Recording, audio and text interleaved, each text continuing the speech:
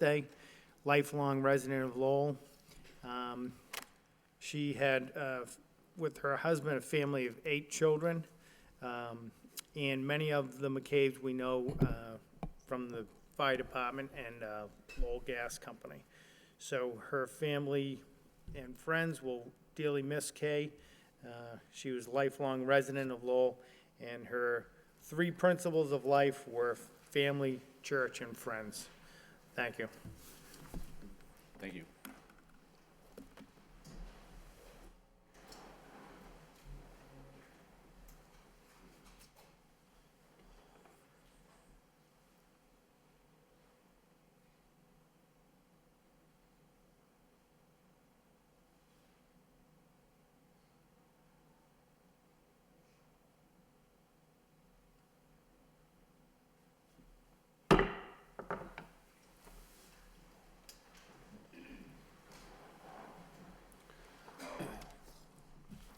First order of business on the minutes of the City Council of February, for the meeting of February 7th for acceptance. We have a motion to accept and place on file by Council Leary, second by Council Milonazo. Discussion, all in favor, all opposed, so voted. Next, on the communications from the city manager, we have a motion. Council Rook. Yeah, can I make a request to take motion 8.5 out of order, please? All right, Council Rook's request we take 8.5 out of order. If there's no objection, we'll do so by general consent. Hearing no objection, 8.5 is a motion by Council Rourke, request that the City Council approve the naming of the wiffle ball field at Mulligan Park in honor of Calvin Riley. Second by Council Mercy. Council Rourke. Thank you, Mr. Mayor. I'll be brief. I know we have speakers here. As everybody knows, Calvin Riley, young man, 20 years old, that was shot and killed randomly last August out in San Francisco, California. Calvin comes from a Lowell family. His parents, Sean and Carrie Ann, who were graduates with me at Lowell High School in 1993. Are dear friends of my wife and our group of friends here in the city of Lowell. We were devastated, as of course they were, when Cal was taken away too early. I do a special thanks to Tom Belgard of the DPW. I spoke to Tom a couple weeks ago and looking for a place in the city that we can name in Cal's honor that kind of maybe tells the story of who Cal and Sean and Carrie Ann are. The wiffle ball park over off of Avenue A in the city of Lowell is actually where Sean and his family grew up. You know, Cal and Sean, they work with young kids all the time, you know, teaching the game of baseball. They lived it. They were always together. Every sports team as an adult that myself and, again, our group of friends played on, Sean was a part of, and he always had Cal with him, whether at the Rogers School playing basketball or over at the Butler baseball field. They were inseparable. They were always together. And I think naming of this wiffle ball field over at Mulligan Park, I think, will help not only keep the memory of Cal alive, but also you know, a dedication to all the work that Sean, Carrie Ann, and Cal have done to help youth and teach the game of baseball. Thank you, Mr. Mayor. Thank you, Council. We have registered speakers on this motion. We do, Your Honor. Kim Swift. Good evening, Councilman.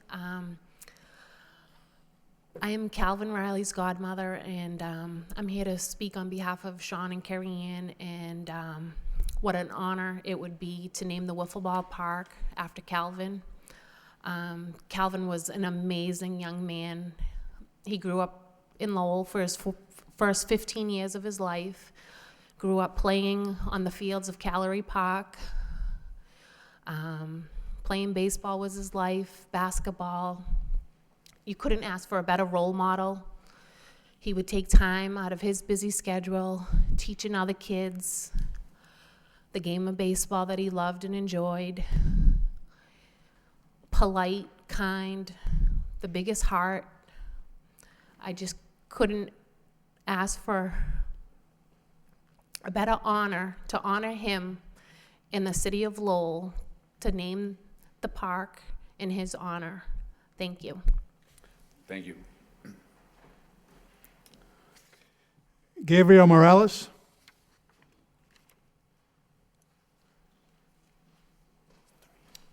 Hi, my name is Gabriel Morales. I was Calvin's best friend, closest cousin.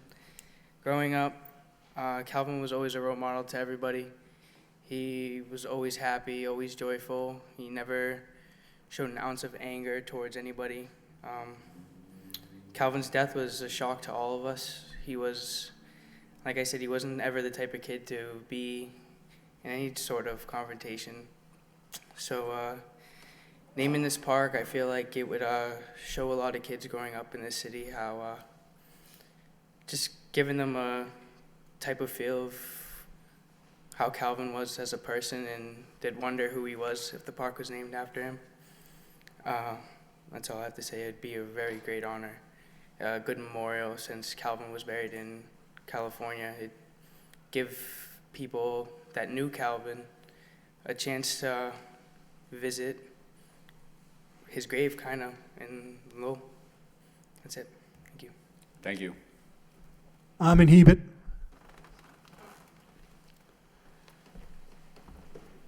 Armin Hebert, 499 Wilder Street, here to speak on behalf of Linda Riley, Calvin's grandmother. Growing up, this kid was an amazing young man, always at the park with his father. You hear about how they say this was a good kid. Well, this was a real good kid. Living in the Highlands myself, going by Calgary, numerous of nights I'd see Calvin, his dad, his brother, his sister, and mother up there, and Calvin would be just working hard at his playing baseball. That was his life. He played in the Calgary League for years. His name is up there on 3 city championship teams. His father was a coach of numerous teams, coached the Legion. He was always dedicated to the youth of Lowell. Calvin, when he got the chance to move to California to play high school baseball, it was a great thing for him to do. He made a lot of friends out there. And out in California, they had so many ceremonies in his behalf for his dedication to the youth out there. His father, Sean, has always been by his side. His mother and brother and sister would follow him anywhere he went. He was just that type of a kid. He always had a smile on his face. I'd go by the park at night, and they'd be out there, and I'd say, Sean, let your kids go home. It's time to go home now. And he'd look at me, and he'd say, Hammer, who are you to talk? You always had your kids at the park. And he was right. And this kid wouldn't be there pouting or nothing. He'd have a big smile on his face. I'd go over to him. I'd say, you want me to tell your dad to get you out of here? And he says, no, I'm having fun. And that's the way he lived his life. And with his teammates, it wasn't about him. It was about the team. He was a great young man, cut down before his prime. You don't even want to say his prime. They've had another dedication out there at his old high school where they retired his jersey. This kid was would have been a real role model for future generations. I just appreciate the council's vote on this tonight. I think it's a great motion. I'd like to thank Councilor O'Rourke for bringing this motion up, and thank you very much. Thank you. Any further discussion on the motion? Councilor Samaras? I'd like to ask for a roll call. Councilor Elliott? Thank you, Mr. Mayor. This is a good motion by Councilor O'Rourke. I actually attended the vigil last year at Hadley with hundreds and hundreds of family and friends, and I agree. He was a role model for the kids, and I see some of his teammates here, and they just had fond memories of him being a teammate and a friend, and certainly he will be remembered for his incredible gift of being a baseball player, but I think with the dedication of this park, he will be remembered for what he did best, and that was his tireless efforts to help any child, any kid, any friend, any teammate, anytime. Thank you, Mr. Mayor. Thank you. Any further discussion? If not, roll call. Mayor Kennedy. Yes. Council Leahy. Yes. Counsel Leary. Yes. Counsel Mercia. Yes. Counsel Milonazo. Yes. Counsel Rourke. Yes. Counsel Samaras. Yes. Counsel Belanger. Yes. Counsel Elliott. Yes. 9 yeas. Mr. Mayor, Aye. if I may make a Counsel motion to Belanger. suspend the rules and take item number 8.8 out of order, as we have a registered speaker as well. Council Belanger is asking that the council take item 8.8 out of order. If there's no objection, we'll do so by general consent. Hearing no objection, we'll take 8.8, which is a motion by Council Belanger, request the city manager have the Division of Planning and Development research the impact of property values located near the high school as a result of any renovation of the high school. Second by Council Leary. Council Belanger. Thank you, Mr. Mayor. Quick statement, and then I'll speak after the speaker, but I miscommunicated with the clerk while filing the motion. I did want it to include not only downtown if it's renovated, but residential property values too, if in fact it is relocated outside the downtown, as this was a big concern from the residents of the Colley Stadium meeting we attended last Wednesday, and so I think it's very important that we investigate this impact on property values to those who are abutting potentially any new location that may happen in what may become a property value. So I'll speak again after the registered speaker, Mr. Mayor. Thank you. Okay, thank you. Registered speaker? Yes. Ray Booton.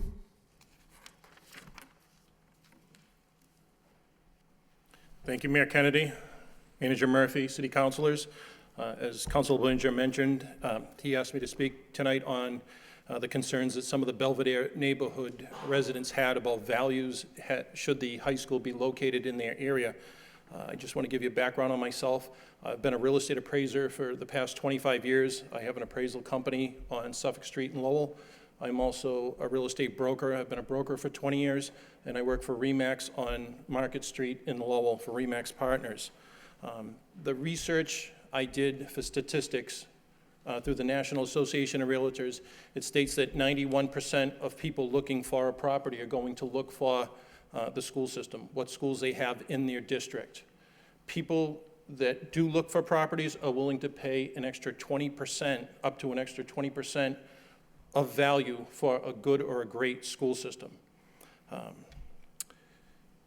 Many of those reasons, and this is now my experience, people have extra area to go, have picnics, walk with their children, walk with their pets.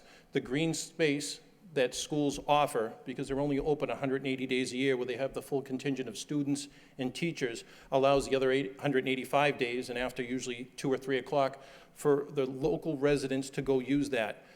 Almost every single buyer that I've worked with has liked the fact that there's a school nearby to have that extra green space. Doing a quick search through the local MLS, there was only 4 homes within a half mile of the Douglas Road access to Colley Stadium for sale. In 3/4 of a mile, there was only 1 extra. There was 5 altogether. Real estate is a principle of supply and demand and the substitution principle. So listening to the information that came out of the Belvedere Neighborhood Association last week, when you had people who wanted the high school in their neighborhood, shows that there's a demand for the high school to be there. So it's a positive to them, and you can translate that if it's a positive for those people, it would be a positive for somebody else wanting to move in there. So you have people that would still be willing to move there, and I don't feel if the traffic is taken care of and all the other issues are taken care of, it's managed properly, that it would be a detriment based on my experience. The second part of it is when people talk, their value could decrease. I could sell my house that's probably assessed at $280,000 for $400,000, but I may have to wait 10 years. So somebody may take extra time to sell their house that may be located on Douglas Road or one of the main roads, but they may still be able to get the value, and that's something people should consider. Thank you. Anybody have any questions? Okay. Thank you. Thank you. Council Belanger. Thank you, Mr. Mayor, and thank you to Mr. Booton for coming in. He's one of the most astounding appraisers that I know in the area, that not only in Lowell, but travel the Commonwealth as well. So I appreciate his input. Again, not to be repetitive, but it was a very big concern to Belvedere residents if, in fact, it were to go to Colley Stadium as an option. But Mr. Mayor, through you to the manager, if Mr. Manager, you could still follow through with the motion. I'd like to see also what happens to, downtown condominium values, if it remains, on the other side of the spectrum, to what Mr. Booton spoke to. So this is his assessment, if you will, from doing his work throughout the Commonwealth, and that's from his perspective that it does not harm. I mean, it does make sense that amenities would be good for children and young families looking to relocate to the city, to have these track and field and all sorts of green space locally to walk to and play. It does make sense, but I'm not in the industry. So thank you again for coming in, and I look forward to the manager's response on this issue. Thank you very much, Mr. Mayor. Thank you, Council. Council Milonazo? Thank you, Mr. Mayor. I too look forward to the city manager's response on this issue. And let me start by saying I have a great deal of respect for Ray Booton and his real estate experience, but I have to tell you, some of it was total nonsense. I really believe it. The fact that you're going to put, and I haven't even made my mind up whether or not Colley or the high school, but I think that just look at what happened to the Draper Street neighborhood where I grew up when the Sullivan School was put there. Trust me when I tell you the property values went down. The neighborhood has been disruptive. It continues to be disruptive. We don't even have enough parking on the dead-end street. So again, like I said, I have a lot of respect for Mr. Booton, but until we see additional information, I don't believe that people in the Belvedere neighborhood adjacent to Colley Stadium will see their property values improve or even stay the same. In my opinion, and it's just my opinion, I see the property values actually declining. But again, we're still early in the stages. We're going to be meeting on Thursday night. And frankly, I think it's too early for anybody of Mr. Booton's reputation and caliber to be before this council saying that we have nothing to fear if that school gets built at Colley Stadium. That's total nonsense. Thank you, Councilor. Any further discussion on the motion? If not, all in favor of the motion, all opposed, so voted. Next, we'll return to the agenda, 3.1, motion responses. We have responses A through E this evening. The first one is the adoption of a trust ordinance. Councilor Leary. Just briefly, first, thank you for the timely response. Just a quick, only question I really had, the first, what caused us, I guess, the police department to create this, I guess, basically, what's it called, policy, I guess, for lack of a term. No, I'm sorry, long day. What was the impetus? Because it was actually in 2015 when they did it. Just enough to you, to the chief, or if you know the answer to that. I know I mean, this really dates back to when Ed Davis was the commissioner of police, is that he's the one who really started out with this theory that, we should just be protecting all the residents of the city and not inquiring into their immigration status. That would be the role of the federal government to do. So it dates back some period of time, and it started with Commissioner Davis. I should say Superintendent Davis at the time. No, Yeah. absolutely. So this was actually the first part that we actually have in writing regarding. Exactly. Okay. Thank you very much. Thank you, Councilor Mercy. Thank you, Mr. Mayor. In regard to the truth ordinance from last week, it is my understanding through the report that we received from the city manager that there has already been an established existing policy and that the Lowell Police Department recognizes and values the vast diversity of the city that it serves. The report goes on to say, for all those listening at home that did not have an opportunity to read this, the report goes on to say that the policy acknowledges that enforcement of the nation's immigration laws is a primary responsibility of the federal government, not the city's responsibility. But there are three main segments of this policy, and they're defined as such, and I will condense it. Number one, that a person's rights to file a police report, participate in police community activities, is not and shall not be contingent upon the individual providing proof of citizenship or documented immigration status. Second, the officers shall not question any person about his or her specific citizenship or immigration status unless pertinent to local or state criminal activities. Officers shall not request passports, visas, resident alien cards, i.e. being a green card, or travel documents in lieu of or in addition to a driver's license and other standard forms of identification. Therefore, in my opinion, there is no need to proceed further. In conclusion, my message to the people who were here last week on the truth ordinance, instead of using your energy to try to enforce a law that we already have, and that would have been redundant, why don't you use your time to teach the frightened legal or illegal aliens that they don't have to be scared or nervous to report a crime? If they have not committed a crime themselves and they are legal or not, that they have no reason for that. They have no reason to be scared.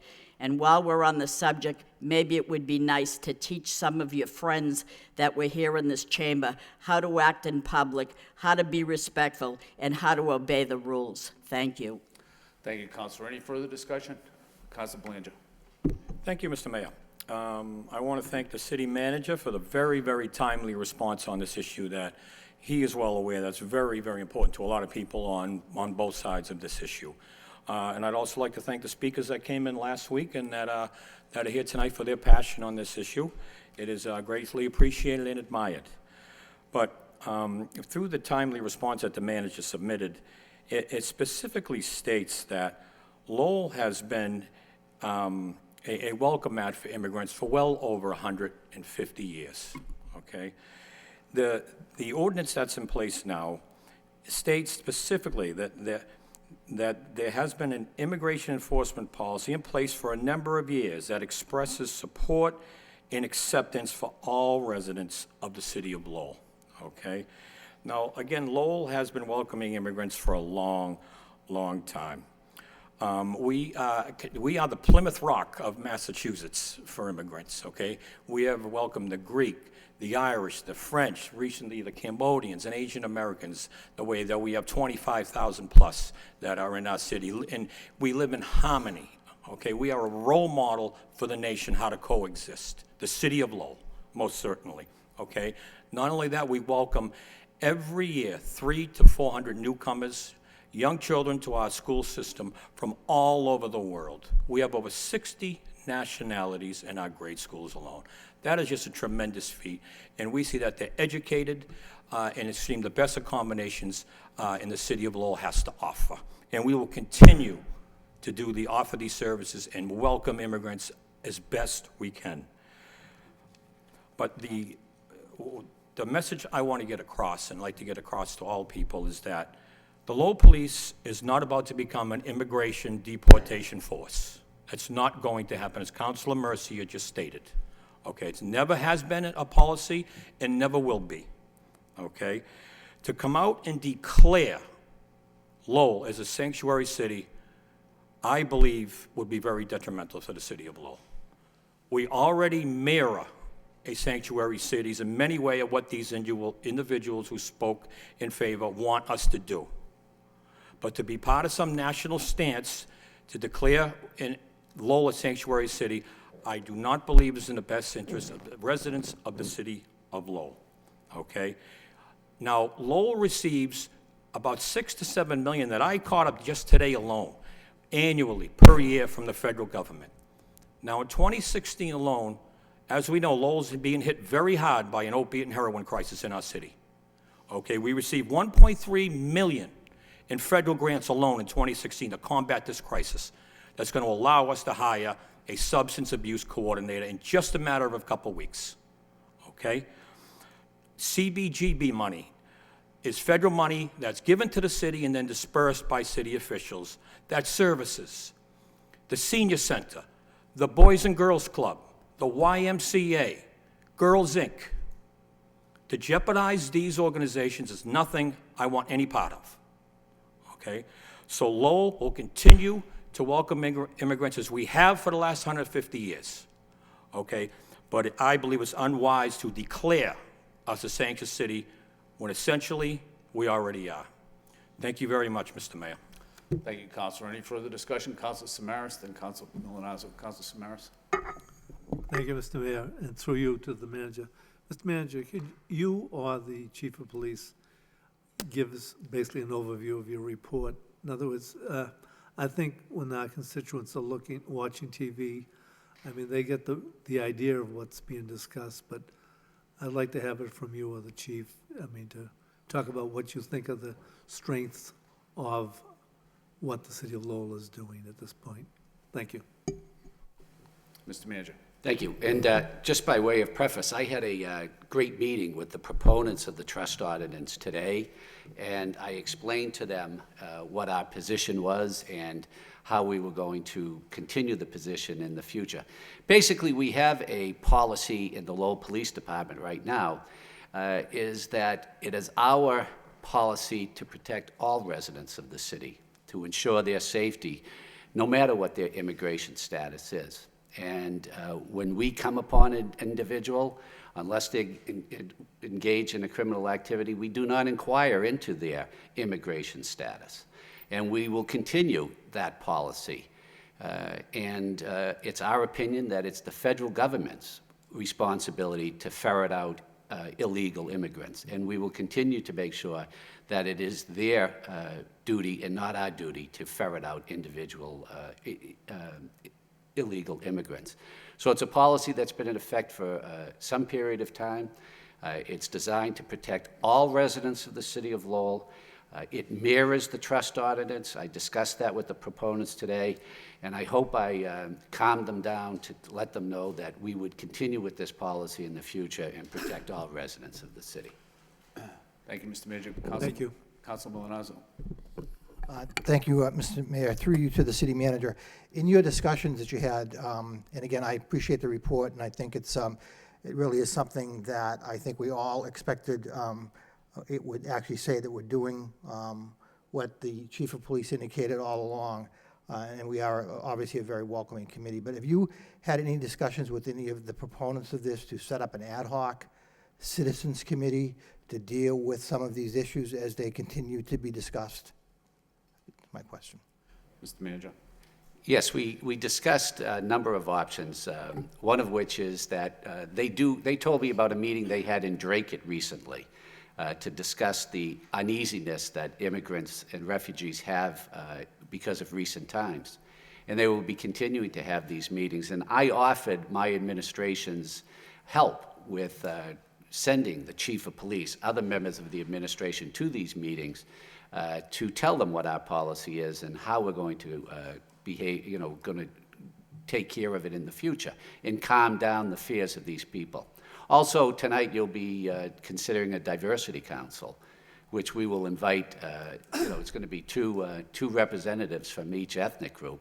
And these are discussions that we can have in the meetings of the diversity council. So, I mean, I think just creating the diversity council shows what commitment this city council has to the immigrant and refugee population of this city, and they should feel at ease that they're safe in our city. Any further discussion? Councilor Elliott. Thank you, Mr. Mayor. I think it was important to get the report.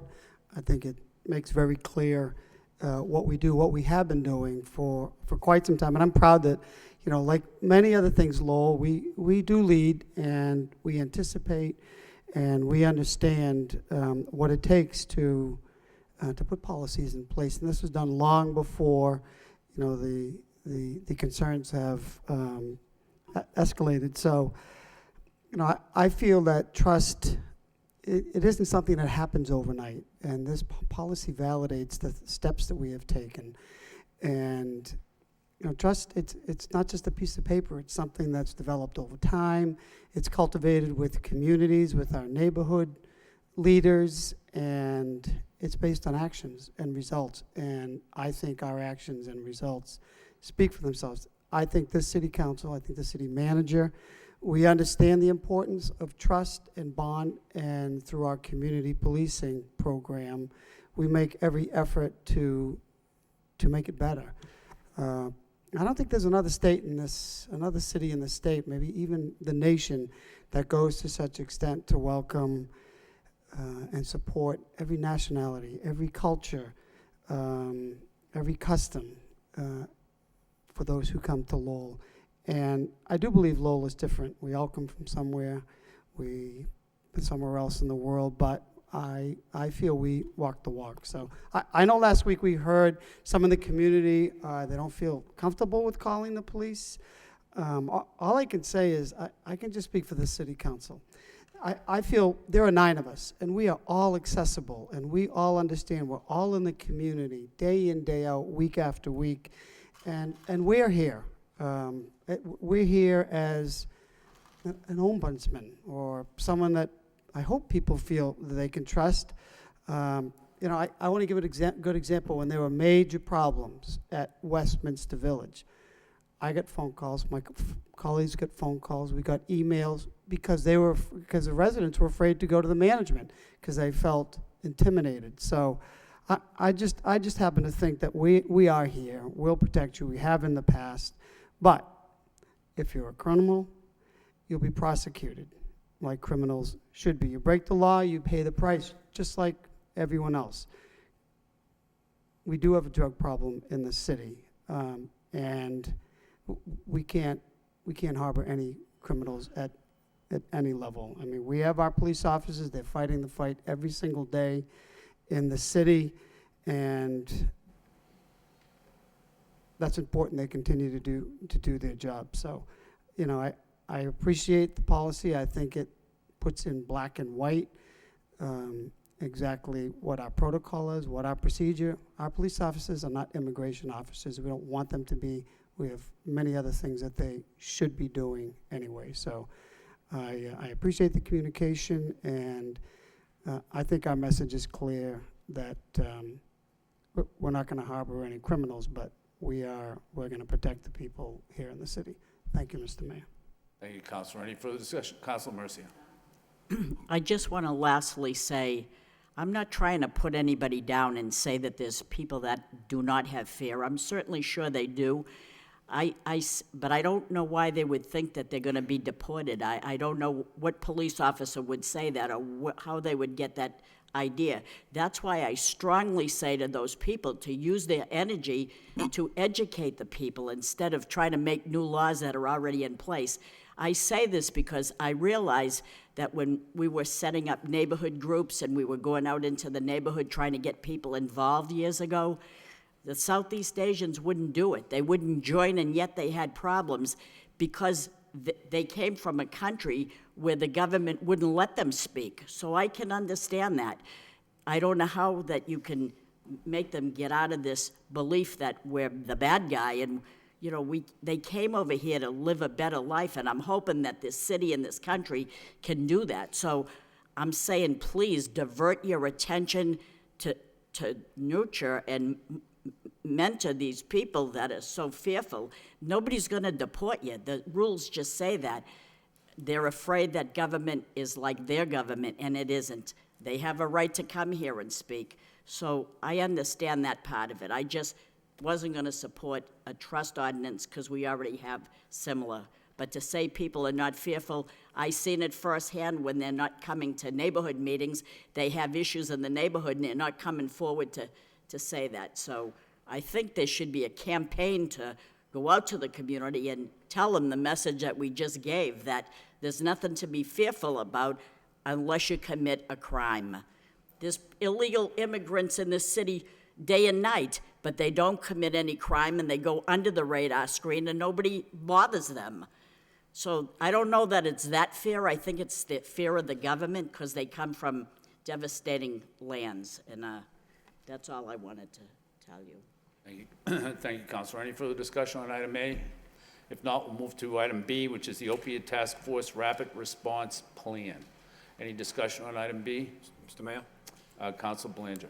Thank you, Mr. Mayor. And I want to thank the manager's administration for a nice response on my motion I made just a few weeks ago, once again. And I want to thank it for the very elaborate plan how to respond when overdoses occur in a very densely populated area of the city.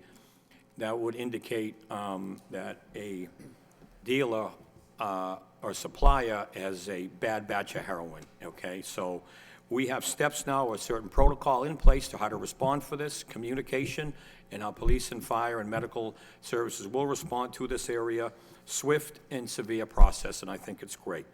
So I want to thank you for the response. I want to thank Superintendent Taylor for his efforts on this issue, Fire Chief Jeff Winwood for designating, now this is unprecedented in the Commonwealth, okay? Our Fire Chief Jeff Winwood has designated one full-time firefighter to the opioid crisis as part of the Project Co-op team. It's a street team made up of 4 or 5 individuals, a full-time police officer, full-time fireman, and 2 other caseworkers that have a street team following up on non-fatal overdoses that enter homeless encampments, homeless shelters, knock on doors looking for these individuals, a very proactive approach. And if there's any kind of reward for their hard work, it may be in the form of what I have to say through the Mass Municipal Association Conference that I was a panelist in back in January. I want to let both respective chiefs know that their model is being copied. I am heading to the city of Braintree on Saturday morning to sit with their city council, and they will be adopting Lowell's plan, Lowell's co-op plan, to emulate in Braintree what Lowell is doing. So that itself is a win, and that is why Lowell is the leader on this opioid crisis, and it's a credit to them too, our task force, this council. There are so many people in play here. I have the luxury of being the messenger, but it's the result of a hard work from so many people, Mr. Mayor. So it's going to be a complete honor to go down on Saturday morning on my own time, and Braintree will be copying Lowell's model on the opioid crisis. Thank you very much. Thank you, Councilor. Any further discussion on item B? If not, we'll move on to item C, the Washington School graffiti. Any discussion on item C? Councilor Mercy. Thank you, Mr. Mayor. In the report, it said that a painter will go to cover the graffiti. Do we not have a graffiti machine? Because I thought that they could just spray. I know it's early and they're going to do it in the spring. It's not the time to do it now, but I thought the graffiti machine would have taken that off and you wouldn't have to paint it. So do we not have a graffiti machine? Great question, and I had the same thing, but it's the chemical they use that gets the graffiti off the wall. And the graffiti can't, the chemical doesn't operate in cold weather like this. They have to wait for warmer weather. And so it's not the machine itself, it's the chemical that they use. And when we get to springtime, when the weather is warmer, they'll go out and they'll be able to remove it completely. They'll cover it up now, but remove it completely in the spring. That's good. Thank you so much. Thank you, Councilor Leary. Just thank you for the verbose response from Tommy Bellegarde. I really appreciate it. Thank you. Thank you. Any further discussion on item C? If not, we'll move on to item D, which is the turnout gear. Any discussion on the turnout gear? Councilor Leahy. Thank you. Through you to the manager, I just want to thank you for your response to the motion.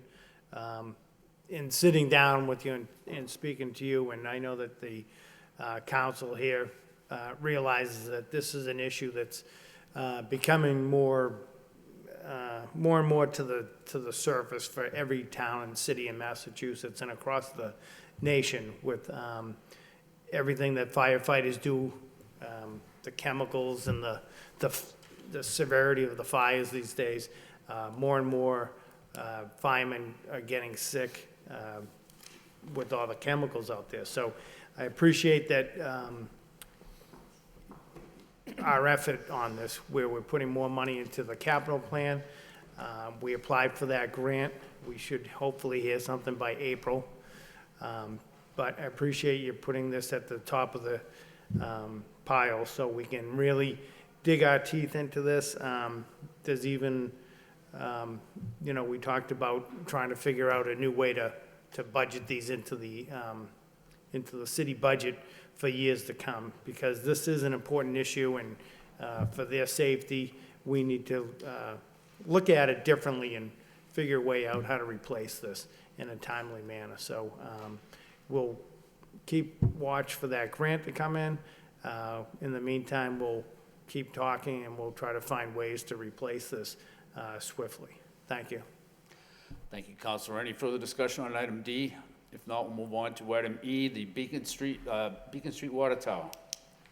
Any discussion on the Beacon Street Water Tower? Hearing none, we have the manager has 2 items on that are informational. The first is the National League of Cities grant alerts. Any discussion? If not, we'll move on to the NIBRS firearm and gang reports. Any discussion? Councilor Mercy. Just a comment that this was a very detailed and very informative report here. A lot of work went into it, and it's nice to see that majority of crimes decreased. very, very good. Maybe that's why I liked it so much, to know that the bad parts decreased. Very important, though, is the fact that robberies in your car are going up, so I would suggest that you lock your vehicles at night. I know that I certainly do, because I get robbed twice, so anyway, thank you. Councilor Elliott. Thank you. I think this is good information, and it's data that we can use, and it's compiled by, you know, the crime analysis unit at the police department.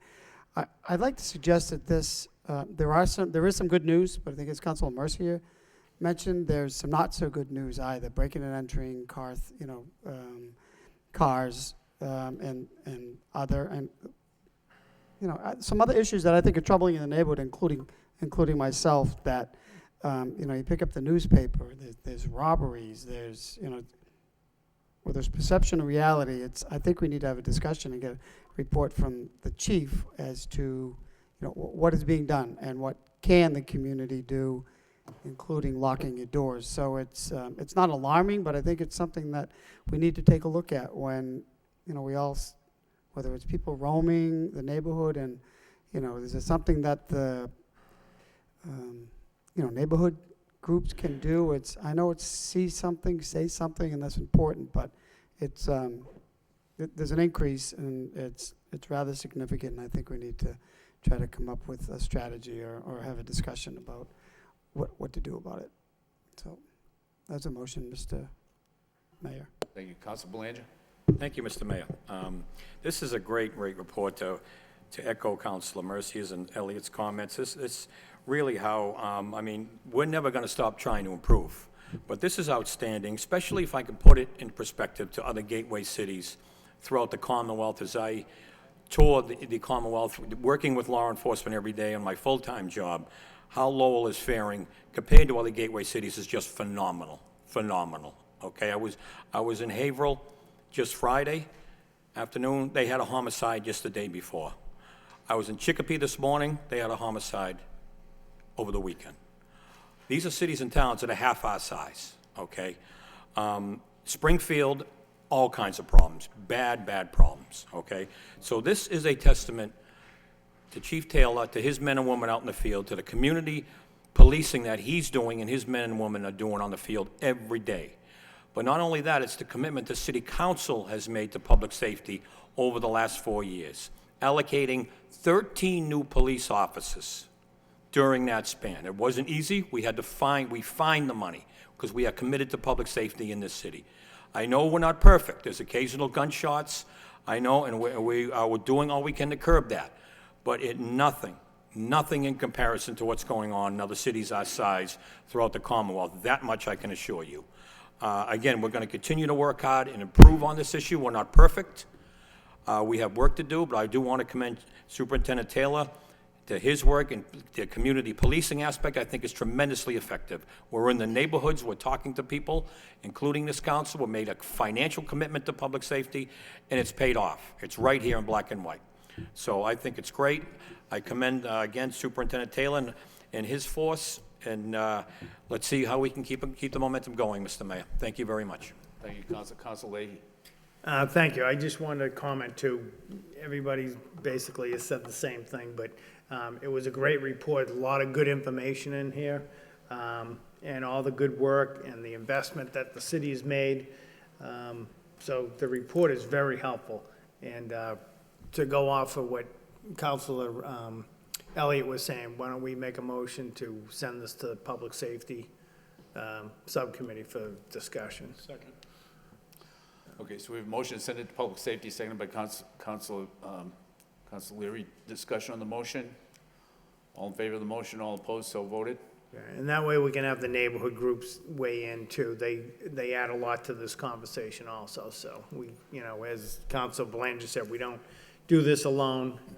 We're a community. Thank you. Okay. Chair would entertain a motion to accept. Is there any further discussion on this item?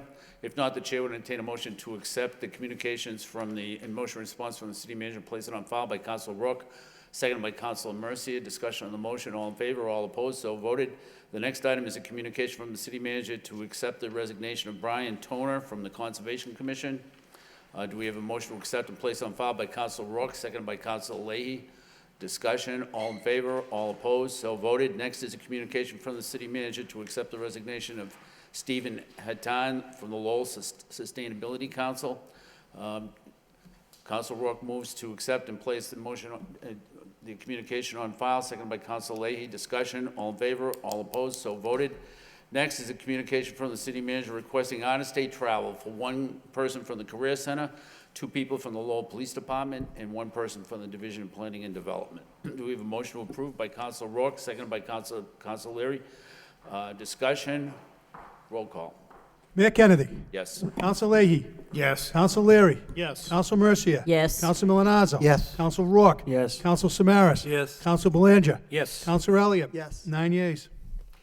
Next, we have a vote to accept a gift of $1,000 from the estate of Ellen Cody to the Lowell Senior Center. If there's no objection, we'll waive the full first reading and go to the second reading, authorizing the city manager on behalf of the city of Lowell to accept a gift from the estate of Ellen F. Cody in the amount of $1,000 for use by the Council of Aging of the city of Lowell.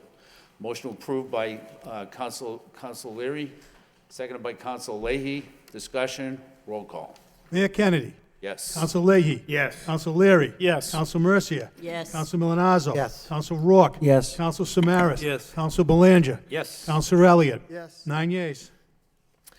Next, we have a vote to rename the Hamilton Canal District to the Hamilton Canal Innovation District. If there's no objection, we'll waive the full first reading and go to the second reading. Approving the name change from the Hamilton Canal District to the Hamilton Canal Innovation District in the city of Lowell. The chair would move approval, seconded by Council Samaras. Discussion, roll call. Mayor Kennedy. Yes. Council Leahy. Yes. Council Leary. Yes. Council Mercia. Yes. Council Milonazo. Yes. Council Rourke. Yes. Samaras. Yes. Council Belanger. Yes. Council Elliott. Yes. 9 yeas. Next, we have a vote to transfer the amount of $492,236 to the charter school reimbursement. If there's no objection, we'll waive the full first reading and go to the second reading to transfer the amount of $492,236 in funds to replenish the stabilization for loss of the fiscal year 2017 charter school reimbursement. Do we have a motion to approve? Motion approved by Councilor Elliott, seconded by Councilor Rourke. Discussion, roll call. Mayor Kennedy. Yes. Mr. Mayor, I'm sorry, Councilor Elliott. I just wanted to ask the manager or the CFO a question on this transfer. Was this unanticipated, or was this in addition to, based upon the new school? Because I understand we only get 25% per pupil reimbursement. Is that the percentage at this point from the state?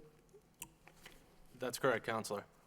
Okay, so maybe you can just elaborate on this transfer. It's a large sum of money, and that formula does not change, and we have to pick up the balance. So this is one of 2 votes from free cash, the first being for charter school reimbursement. It was anticipated in the budget that there was a loss that came by way of the conference committee at the state level for our charter school reimbursement. So the difference between the House 1 budget and the conference committee budget was about $1.2 million. To plug that hole in the city's budget, we utilized some stabilization money with the plan that when we set the tax rate, we would replenish that money with free cash from fiscal year 16. This vote substantiates that financial planning. Okay, thank you, Mr. Baldwin. So is, Mr. Manager, I'm asking you to look through your crystal ball, is there any move on Beacon Hill at any level to justify this reimbursement, or excuse me, to increase, or maybe through you, Mr. Mayor, I don't know, on the school side? Communities cannot continue to sustain these, these costs, and perhaps I'll bring in a motion to adopt a home rule to see if a member of the legislature will bring this forward, because Beacon Hill needs to know, we're going to support education, but, you know, we can't afford these costs. Mr. Manager. No, it's an excellent point. It was an issue when I was in the legislature, is that, you know, we would always push for increased charter school reimbursement because we just couldn't fulfill that obligation because of the budgetary constraints in the state. So that's the difficulty. It's not that they're not trying, it's just that the financial wherewithal isn't there to fully reimburse the municipalities for the loss of the charter school tuition that goes out. Okay, I mean, luckily we have free cash that will cover this cost to replenish the stabilization. Just real quick, what is our balance in the stabilization, Mr. Baldwin? So if this transfer is approved by the council, the balance would be $10.6 million in stabilization. Okay, great. That's healthy. That reflects a very solid financial position in the city, and that's good. So thank you for answering the questions. I think this is an issue that's not going to go away. It continues to erode at our funding that we have available for other things, and I'll perhaps bring something forward. Thank you, Mr. Mayor. Counselor, I don't think that there is any effort to increase the funding from the Commonwealth, but, and so maybe it's something that we have to initiate here. So your idea of a home rule petition to me sounds like a good idea, and maybe if you bring that in at the next meeting, we can move that along and maybe get some action down on Beacon Hill. Councilor Leary? No, I agree. I think that's an excellent idea from Councilor Elliott. I also wanted to, so we have $10.6 million essentially in reserves at this point in time. How are the bond market going to look at 10.6? So that's something they look at favorably? I mean, what percentage is that of the total budget? No, they look very favorably at it. That's why we've concentrated on having the strong reserves, because that's what keeps, we borrow every year, obviously, for capital needs, but especially in light of the borrowing necessary for the new Lowell High School, is we want to make sure that we maintain our credit rating, and the best way to maintain that credit rating is with sufficient reserves. Okay, no, and I would support the home rule petition. I think ultimately, this is going to increase next year. You're going to have a challenging budget year. I would imagine that's going to be challenging on the public school side as well, that we're going to have some challenges meeting just any increase in cash. So anything we could have in this area that would be of benefit, I think we need to really be aggressive with and support it. So if that's brought up next week or next meeting, I'll definitely support that. Thank you. Thank you, Councilor. Councilor Garcia. Thank you, Mr. Mayor. So have I got this right? I'm not sure. So we're taking this, with these two transfers, we're taking money out of the stabilization fund and replenishing, we're putting the free cash in, so then we don't have any more free cash. We're wiped out on that, right? Well, right. What we're doing is there's two votes tonight relative to the free cash. The first vote would replenish our stabilization account that we utilize to balance the budget at the beginning of the year. So where reserves are going to be where they were before this budget year started. So you're replenishing the stabilization fund with the free cash that we had? Yes. Right. Okay. Is that it? Yes. Right, okay. Yep. So now we don't have any free cash. It was replenished in the stabilization fund. Right. Then the next vote will be to we're recommending that we take the balance of the free cash available and put it into a capital debt stabilization account so we can borrow money to do paving and sidewalks. That's fine. Okay. Right, thank you. Thank you, Councilor. Any further discussion on the transfer? Roll call. Mayor Kennedy. Yes. Council Leahy. Yes. Council Leary. Yes. Council Mercia.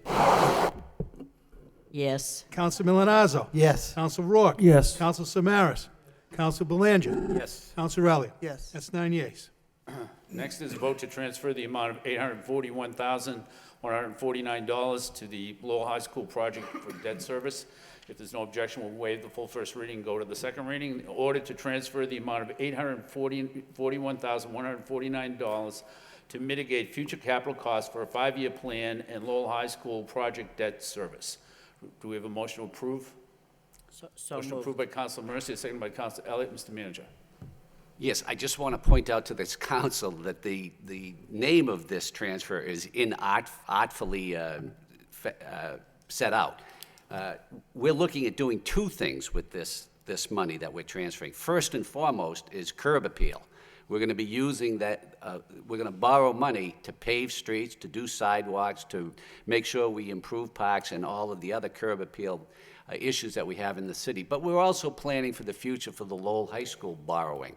But don't think that all of this money is going to the future Lowell High School. We're going to be doing improvements in the city of Lowell that are necessary out of this stabilization fund also. Any further discussion? Roll call. Mayor Kennedy. Councilor Elliott? Oops. This is just sort of it's preemptive for our meeting, our special meeting on Thursday. Can you, at that meeting, Mr. Manager, bring in those projects that are in the capital plan, not only for next year, but for subsequent years after, and the cost of those, and typically what we invest, what is, on a regular basis, Standard & Poor's, all of the bonding companies, so you have to invest in your community, and that requires bonding. So I think it'll be important to know moving forward with the high school and the costs associated with it, what are the costs that we have, and typically what is the increase on an annual basis just to keep government going. And I think it's important to have a clear financial picture from both sides of the ledger, if you will, what we spend on debt, what our plans are, and perhaps, what may not be funded as a result of this, or that some of the choices that we'll have to make as a result of moving forward with the new high school. Thank you, Mr. Mayor. Thank you. Any further discussion? Roll call. Mayor Kennedy. Yes. Council Leahy. Yes. Council Leary. Yes. Council Mercia. Yes. Council Milonazo. Yes. Council Rourke. Yes. Council Samaras. Yes. Council Belanger. Yes. Council Elliott. Yes. That's 9 yeas. Next is an order for a 60-day trial at various locations. If there's no objection, we'll waive the first reading and go to the second reading pursuant to Chapter 266 of the Code of Ordinances in the City of Lowell, Massachusetts concerning Section 266-6 thereof entitled Temporary Experimental Regulations. Temporary traffic regulations are hereby implemented for a period of 60 days. We have a motion to approve. Motion approved by Council Leahy, second by Council Leary. Discussion, roll call. Mayor Kennedy. Yes. Excuse me, Mayor. Just one quick thing. I just want to comment on the Chestnut Street, the restriction on the left-hand turn. I think that's a great proposal who came up with that, because that's especially during the traffic times, that's a big problem there. And I think this will keep people a lot safer and cut down, obviously, on the accidents over there. So that was a good one. Thank you. Thank you, Councilor. Any further discussion? Roll call. Mayor Kennedy. Yes. Council Leahy. Yes. Council Leary. Yes. Council Mercia. Yes. Council Milonazo. Yes. Council Rourke. Yes. Council Samaras. Yes. Council Belanger. Yes. Council Elliott. Yes. 9 yeas. Next, we have 3 ordinances from the city manager, which all have to go to a public hearing on March 14th at 7 p.m. I'll read all 3. The first is an ordinance to amend Chapter 9, the Board of Commissioners, by adding a new Article 12, Diversity Council. Do you want to take them separately, or do you want to take them together? Okay. The second one is an ordinance to amend Chapter 290, zoning, entitled Special Permits, Section 11.3.1, and Article 12, the Table of Uses. And the third one is an ordinance to amend Chapter 290 for zoning, entitled Unregistered Vehicles, amending Section 4.3.5.2. Council Mercy makes motion to send all 3 to a public hearing at 7 o'clock on the 14th of March, seconded by Council Rourke. Discussion, all in favor, all opposed? Mr. Mayor, if I just make an indication, the 2 zoning ordinances, B and C, will be going to a public hearing on March 6th for a report and recommendation, which will be in the file for the March 14th. Okay. All right, all in favor, all opposed, so voted.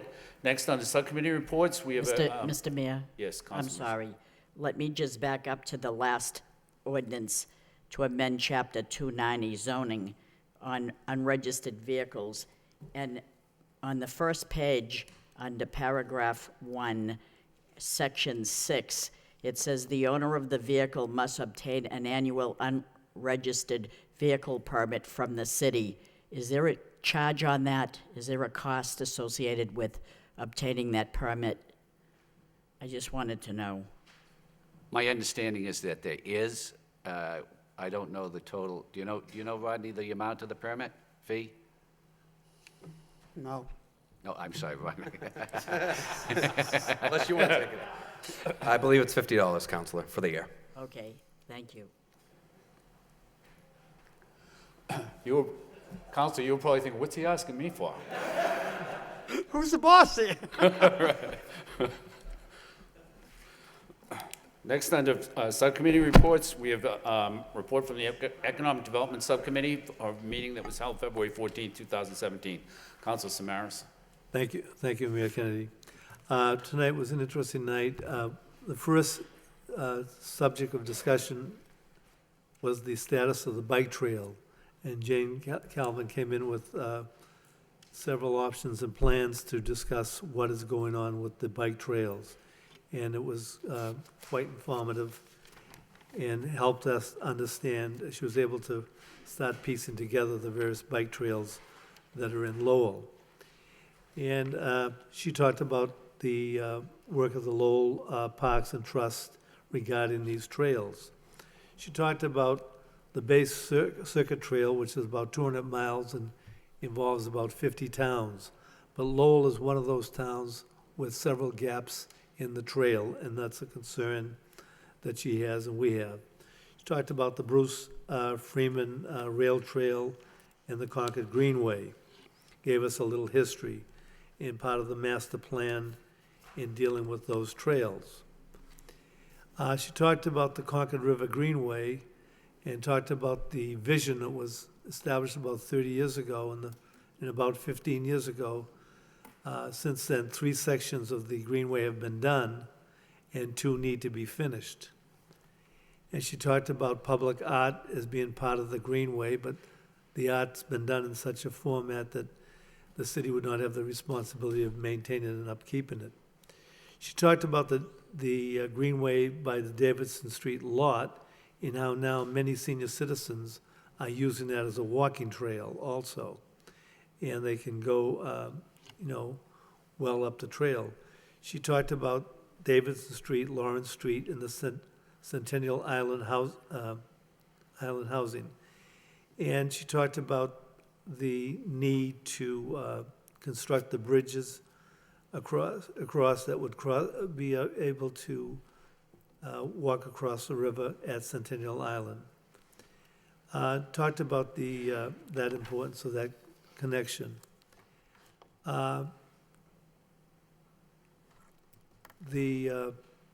Talked about the connector and the Bruce Freeman Trail, and it's the bordering of Chelmsford to Westford with that particular trail.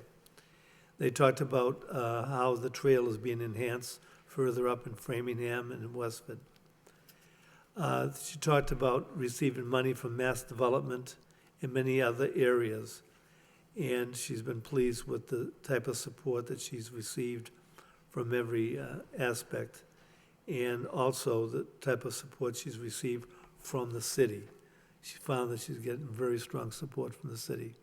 Right now, what she's asking for, though, to put all the trails together, she's asking for help in having the DPD develop a conceptual plan that will allow us to picture what trails need to be fixed and what they should look like.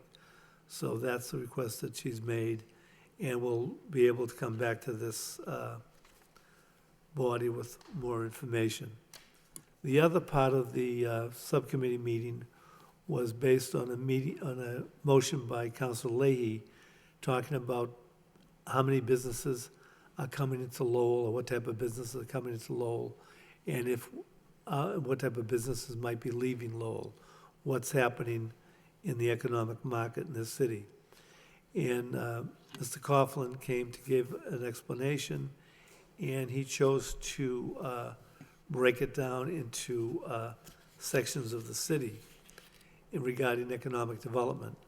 The first section he talked about is Cross River, which at one time was Wang, which another time was Maycom, and talked about what John Power has been able to do in that area with a number of new companies like Schmidt-Bachmann, 100 employees. That company is now heavy into the developing pay boxes, so to speak, for transit rails, and they're looking to do New York. If they receive that contract, they expect to hire another 100 employees. About Autoliv with 220 employees, Metrographic with 76, planning for 30 more. Rapid Microbio with 80 jobs. Those are the things that are going on there. In the downtown, talked about 7 new ground floor businesses that have started in Lowell, like Fabiano's, Sizzling Kitchen, Delish Restaurant, Green Spoon, Gormley's, and others. Talked about the co-worker space, which is unique, and at 100 Merrimack Street, and that allows small businesses to come into the area. People not having the wherewithal for major rental, but rental of an area. Then he talked about 24 market rate housing on Merrimack Street, also the housing at Howe Building, the 400-bed dorm at the Lowell 5, and the market condos at the Sun Building under John DeAngelis. Talked about the Connector and Cross Point and the success of Kronos and their expansion. Talked about Thorndike Street and what's happening there. The Hamilton Canal Innovation District with now 110 Canal Place being fully rented, now the Trinities has a letter of intent. And he talked about the contributive factors to why people are coming to Lowell, the amenities, the safety perception, ease of access, pro-business administration. So basically, the outlook was pretty favorable. One question I asked him was, I said, there might be a perception, is Lowell going 2 steps forward and 1 step backward, or is it going 1 step forward, 2 steps backward? And it's basically forward steps, and that's pleasing to hear. I mean, Lowell is emerging as a city that has a great deal of potential, an administration that can work with new companies, and basically an overall positive climate. So it was good to hear from that. Thank you. Thank you, Counselor. Is there any further discussion? Sorry about that. Just, I guess, first it was a very good meeting, and then the, speaking with Jane Calvin regarding the trailway, one of the things I think we didn't do and we probably should do is really make a motion to request the city manager to work with the DPD to create a draft concept of what a trail could be, linking the Bruce Freeman Trail from Cross Point right up to the Concord River Greenway. So I'd like to make that as a form of a motion to the full committee to see what that draft proposal would actually look like. Second. Okay, we have a motion by Councilor Leary, seconded by Councilor Elliott. Discussion on the motion. All in favor? All opposed? So voted. We have a motion to accept the report of the subcommittee as a report of progress by Council Leahy, seconded by Councilor Samaras. Council Leahy. Thank you. I just wanted to add one more thing. I caught the tail end of the meeting. But along with this report, there was a small section here which talked about factors which are in our control and out of our control. And it talks about new cooperative concepts. So I just wanted to add a couple of things. We had a couple of good snowstorms over the last few days, and DPW did a great job with the snow removal. But when I did travel through the downtown today,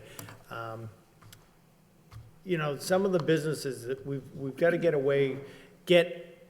a handle on trying to ask the businesses to work with the city. I mean, we do a great job covering all the sidewalks, but the businesses need to help us out and widen some of them and make more cut-throughs, the snowbanks, to the street. You know, you come down Middle Street or Market Street, and there's a few open spaces, but you still have to walk, you know, 50 or 60 yards in either direction to cross the street or to get onto the sidewalks. So we should try to work with city businesses downtown to explain to them how this would be in their benefit to open up the sidewalks so the customers can get to their businesses, you know. It's a safety issue. You're walking out in the street. The roads are narrow. We got big snowbanks. So Along with the report, it was a great report to see what's going on downtown, but maybe DPD could work with some of the businesses in the downtown area to say, you know, these are some things you can help us along with, say in the winter months, for example, and it's gonna benefit you, it's gonna benefit the city. We're doing our part, could you help us out and do some of the work with us? So I just wanted to add that in. Thank you. Thank you, Council Leary, then Council Milonazo. Just real quick too, and I just want to follow up what Councilor Leahy was saying, and based on a motion, Mayor, that you had regarding the business group developing downtown, that might be really a way, if, I don't know what the status is of that at this point, if we can get an update on that, that might be a way of addressing some of these concerns that Councilor Leahy said about access. I mean, I went to Sweet Lydia's, you know, I think we all went to Sweet Lydia's today, but you know, you're hopping over snowbanks and it's cool to see I can still hop over a snowbank, but most people don't want to do that. So I think if there's anything we could do to get the business groups to help us out in that endeavor, it would help their business out as well. But really reigniting really that motion in terms of other issues that might be developing, that they could be a benefit working together to improve, you know, their overall economic well-being. Thank you. Thank you, Council Milonazo. Thank you, Mr. Mayor. Through you to the city manager. It was a very good, good subcommittee meeting based upon the report. I thought that Kevin Coughlin, the deputy director, did a very good job in presenting the information that was in the report. My question is, and maybe it's out of line, but my question is, Diane Trad was here sitting behind Kevin, and she did the report, yet she didn't give the report to the council. And Allison Lamy is our director of economic development, and she wasn't even here. So I guess my question is, why did Kevin Coughlin give this report and not Diane Trad? Mr. Manager. Allison Lammy had a conflict where she was speaking at a group. I don't know the exact group, but she was at that group. And what I've done is, in the DPD administrative structure, I have tasked Kevin Coughlin with overseeing economic development. And so he gave the report on economic development because he is who everyone is going to answer to from now on at DPD relative to economic development. The report was prepared by Diane, who sat behind him.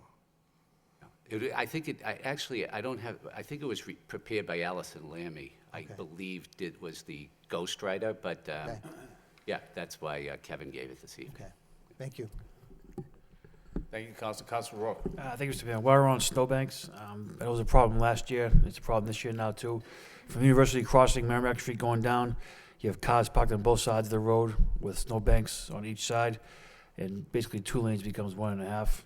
You know, there's a gym up there trying to get to the meeting tonight. Thank you. Thank you, Councilor. Any further discussion? Just as a piece of information, Councilor, I think the Division Planning and Development is still conducting the survey regarding the Business Improvement District, which I expect will be done shortly. All right, the motion is to accept the report as a report of progress. Any further discussion? All in favor? All opposed? So voted. Well, since we're on, Mr. Mayor, since we're on the subject of sidewalks, and streets or whatever, I was going to save this for announcements, but I want to say that the DPW, the staff, the crew did an excellent job with 2 storms back to back. I think they did a yeoman's job trying to keep the streets cleared and the pedestrians and people safe. So I want to just compliment them. I know nobody's perfect, and I wouldn't want to jump over a snowbank either, but like Jim. But anyway, I think they did a tremendous job, and I won't have to say this under announcements. I'm saying it now. Thank you. Okay. Thank you, Councilor. All right, moving on to Councilor Elliott. While we're on sidewalks and snow, how are we doing? I mean, this is a question I probably don't want to ask, want the answer to, knowing that we just went through free cash, but how are we doing with our snow and ice budget? We're going to put together a report because we don't have yesterday, but we're over the budget right now, and we're taking steps, though, to address that issue. We're going to be probably instituting a hiring freeze within this week, and also other issues to address that. Okay. But we have it well in hand. Okay, that's good news, knowing that it's, you know, it has been the worst winter, but it's not been the best winter with sanding and making sure the roads are safe. We've had a lot of these sort of little storms and then walloped in the last couple of weeks, and hopefully won't happen again, but it's good to know, Mr. Manager, that you're taking measures before. And I want to say that we're lucky that we have local people here because we were running out of salt because we've been using so much salt, and we were having a hard time getting a delivery, but I called Joe McNamee yesterday, and they delivered salt to us today. So we have plenty of salt, and we have to thank the McNamee and Mahoney family for that. Great. Appreciate it. Thank you, Mr. Mayor. Thank you, Councilor. Moving on to City Council motions. The first motion of the evening is a motion by Councilor Leahy, requesting the city manager work with the proper department to revisit the recycling plan for downtown residents. Second by Councilor Leahy. Councilor Leahy. Thank you. This motion basically speaks for itself. A little bit of history. We tried to do something a few years back, and we had quite a discussion on where we could put containers or whatever, and it ended up not happening. So if we could start this discussion again, maybe with the downtown neighborhood group, but there are a lot of buildings in the downtown area that would like to recycle.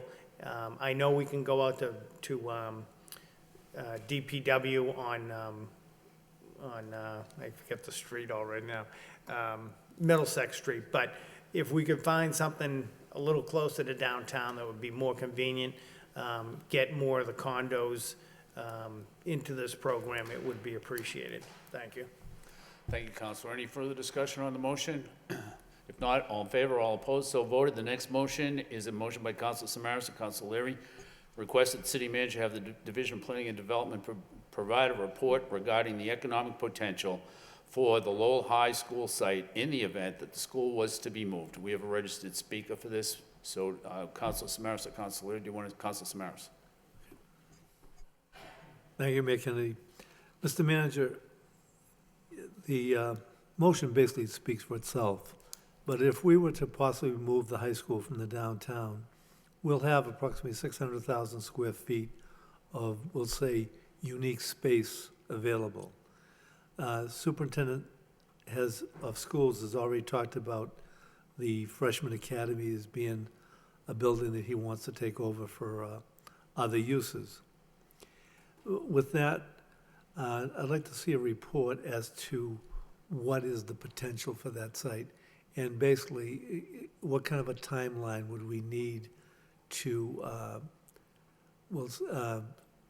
in a sense, either prepare that site, or can we sell the site outright, or what things would have to take place to make a very, we'll say, it's not regular commercial building space. It's not residential space. It is a school. It's unique in that fashion. So I'd like to be able to have a report as to what would happen to that space if we were to leave. Thank you. Thank you, Councilor Leary. Just to build from that, I know it's a challenging motion to try to address in a challenging time. However, if there is the high school to move, if it were to move, this is a large component of whether it should be or shouldn't move at the end of the day. So if we could give it a good review, I know working with the school department, I know anecdotally what Councilor Samaras said, we're talking about the freshman academy. You know, maybe the 22 building, bits and pieces of that the school department may want to hold, maybe the auditorium, et cetera.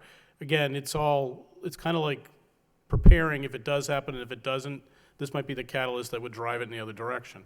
I do appreciate that it's really hard to do, especially in a time frame where we're looking at it in the next few months. But anything we could do to take a look at that would be appreciated. Thank you. Thank you, Councilor. We have a registered speaker on this. Armin Hebert. Armin Hebert, 499 Wilder Street. I think this is a great motion, as well as Mr. Belanger's motion earlier. I'm just surprised that this wasn't figured in earlier into the study when they decided to move the school. If they moved the school, I'm sorry. If they moved the school, I hear that you say the freshman academy, the school would like to take, the school department would like to take it over. But if the other two sites are not going to be utilized by the city, that it doesn't pay taxes on their own property, and if they're sold, they should be sold to a tax-paying entity, not someone who's not going to pay taxes. I won't say any names, but we probably all know who I'm talking about, that we need, if we're going to use these schools, I mean, this area downtown, we should be getting revenue from the site and taxes afterwards. I think it's a great motion. I thought it would be done in the feasibility study when they decided to look at alternate sites, but evidently it wasn't, so I think it's a great motion, and I just hope we look into the most value for this area if the school happens to be moved. Thank you. Thank you. Any further, Council Milonazo? Thank you. Yeah, this is a good motion. I did contact the Economic Development Office today in the city of Lawrence. I did not hear back, but I'm just curious as to what their former high school in the downtown is now being used for. I'm hearing various things from a black hole to there's some potential. So again, I haven't heard back yet, but I'll certainly share that with the administration. Thank you, Councilor. Any further discussion? Councilor Rowe? Thank you, Mr. Mayor. Also in the report, Mr. Manager, maybe you could, contact some of the local business leaders, banking leaders, especially in the commercial division. Spoken to more than one in the area that were rather bullish on that spot if it would become available. So thank you. Mr. Mayor. Councilor Mercia. Thank you, Mr. Mayor. I also wonder what the National Park Service would think and what we would do if they have the Boarding House Park Summer Music Series, and when there's a rainstorm ready to come, they put it indoors, and I think they go into the high school auditorium. So what would we do in a case like that if we move the site, let's say, to Collie? Then how does that factor in to the Summer Music Series, and where would they go then? I don't know. We have to think about that, Thank you, Councilor. Councilor Belanger. Thank you, Mr. Mayor. I think it's a great motion, but I'd like to chime in. Councilor Mercia's got a very genuine concern. Now, then the Kirk Street building is historic. Hypothetically getting ahead of ourselves, it is relocated. That would remain, Councilor, and that auditorium would remain intact. That would not be raised by any stretch of the imagination. It's a beautiful, historic building that's structurally sound. I mean, we don't know what's inside the walls once we start knocking them down, but structurally it is fine. And that beautiful auditorium, and it is, you make a great point, would remain intact with the entire Kirk Street structure. But it's a great motion from Councilor Samaras, one I'm certainly going to support. I think it certainly bears mentioning, bringing the issue up, because we do hear what would happen to that site. I mean, this is just my estimation, the best way I would estimate the property, where it may not have too much value, but I believe it has a lot of potential. It does abut the Songus Arena. It does abut a 900 parking spot garage right next door. You're probably not going to get too much for the parcel as far as monetary, but you would, in my estimation, it would be bid out into the highest and best use and take developers' options, to what the Speaker, Armin Hebert, alluded to obviously a tax-paying entity to help offset that large note that we would be undertaking. But it's just my estimation. Who knows? I'll trust the manager's wisdom, but I just like to input on it, and I support Councilor Samaras' motion. I think it's a very good motion. Thank you. And Councilor Samaras. Just one more statement. Mr. Manager, actually, when they're talking about the auditorium, that is unique. In 1997, when we had the renovation, they did spend about $2 million in that auditorium to ensure that the asbestos was removed, those type of issues were resolved. They also widened for television and any other type of computer use for filming on the stage. The stage was also changed into a dance stage, which is unique for the area. And that still holds about 1,300 adults for any type of theater. So I think that should be included in the sense of, would we try, what would happen? I mean, if someone were to come in and take that area over. To lose that auditorium, I think, is very important, would be a problem in this city. You have the Songus Arena, which holds, I believe, over 5,000. You have the auditorium, which holds over 2,500, and this around 1,300. It gives Lowell a very unique perspective. So in the study, if that could be incorporated into what uses should be made out of that auditorium, which has been updated. It needs more work, but the thing is, it was updated and made, we'll say, a safer place. Thank you. Thank you, Councilor. Councilor Leary. Just, I didn't want to get into the weeds with it. I think you need to be objective, Mr. Manager, in your department. The auditorium was funny. A neighbor of ours actually called me on it, speaking about instead of turning back the freshman academy, you turn back the first floor of the 22, and you keep the auditorium to the school department as a performing arts center. I think ultimately it's a tough job to do this because there's a lot of different people with a lot of different thoughts. Just come up objectively and try to be creative, and we're gonna have to do what we're gonna have to do at the end of the day in May when the final recommendation comes in. But there's a lot of ideas, a lot of ways of looking at it. Not are all good, not are all bad, but just if you can, take the time and try to do your best with it. Thank you. Thank you, Counselor. Any further discussion on the motion?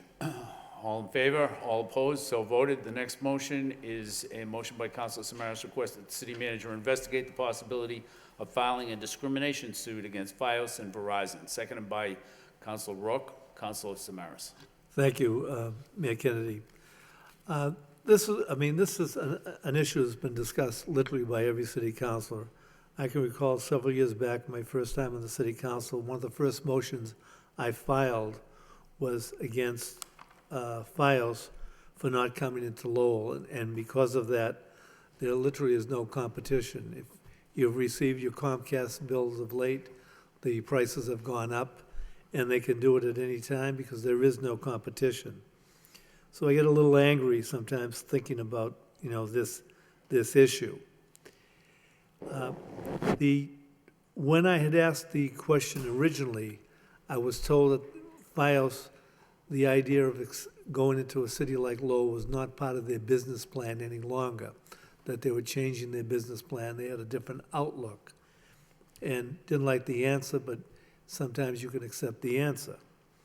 But I believe this is a gateway city, and as all gateway cities, there's a talk of dealing with issues, social issues, issues of poverty. And I believe that basically they just don't want to come into Lowell. What's interesting, Mayor Walsh of Boston requested Fios to come into Boston. And you can hear many advertisements about how they've accepted the challenge and what we'd like to see them do in Lowell, they are now doing in Boston. And they're very happy about it. What's interesting with Verizon, that aspect of their company, they're now advertising that they have unlimited Wi-Fi and all of those things and why are they doing that? Because their competition is giving them a run for their money, like T-Mobile and other companies. So how are they responding? They are giving a better price to their customers. There is no competition in Lowell. And so I feel that, I know you have an upcoming meeting with the people from Fios, but I do believe that this city and cities like Lowell, gateway cities, do have the potential to file a very serious discrimination suit against them because it's, in a sense, very obvious what they're doing and how they're moving. It's one thing to talk about a business plan, 5 or 6 years ago, or 4 years ago that they have, but they don't have a real business plan. They're going where the money is. They don't think the money's here in Lowell. I think we need to do something in that area. But I'd also ask that we send a letter to Senator Markey, because Senator Markey has been one of the leaders in dealing with cable television, and actually some of the rules and the power that these cable companies have come out of his committees. So, Mr. Manager, I don't know if that's possible, that we could be in contact with Senator Markey to see if he could respond to the needs of the people of Lowell rather than to the needs of the cable companies. Just a statement that I feel has to be addressed. So with that, I appreciate whatever can be done. And as I said, I know there's going to be a subcommittee meeting regarding this, but I think we have to, in a sense, throw the gauntlet down. They have not treated us in a serious fashion. And because of that, the people in Lowell are paying a premium for everything that they have in this city, when it shouldn't be that way. Because all you have to do is go to Andover, Chelmsford, Westford, and you will get far better rates for more service. Lowell's entitled to that. Thank you. Thank you, Council Leary. Just, City Manager, we've discussed this offline. for many months. In fact, we're bringing in Verizon again tentatively, depending on the Utility and Technology Subcommittee being able to meet on the 28th. So that Tuesday, if the committee is available, we're going to have a meeting with Verizon, and they'll be here again to discuss the issue. I think in getting ready for that issue, I think one of the things we say is we're really, at the end of the day, excuse me, I'm losing my voice. At the end of the day, we're suffering financially because of this and suffering from options. So it'd be good to see what the surrounding communities are actually paying for these different options and if we truly are financially at hardship. Because that's really, if that's true and it's proven, it's a major, major issue. In addition, just having the relative speed of the internet speed and what have you.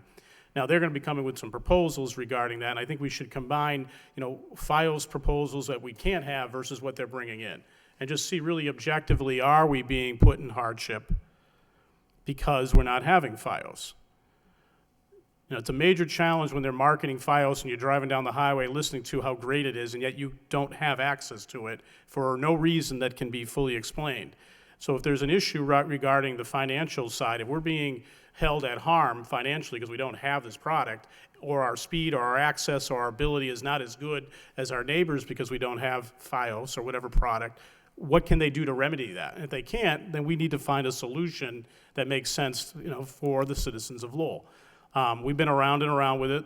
I think you've worked really hard on it. I know the city solicitors worked really hard on it as well, but I think now we need to look at the economic side of it where that's where it really matters. Are we being held in harm because we don't have FiOS, financially as well as access? Kind of simple. At the end of the day, if we are, that's a big, big problem. Thank you. Thank you, Councilor. Any further discussion on the motion? Councilor Leahy. Thank you. I just wanted to say that, I like this motion. It's been a long time that we've been asking for competition in the city between Comcast and having FiOS come into the city, could potentially be a good thing. When we had people from Verizon here over a year ago, I think they were talking about, they weren't expanding anywhere, yet a month later they expand in the Boston area.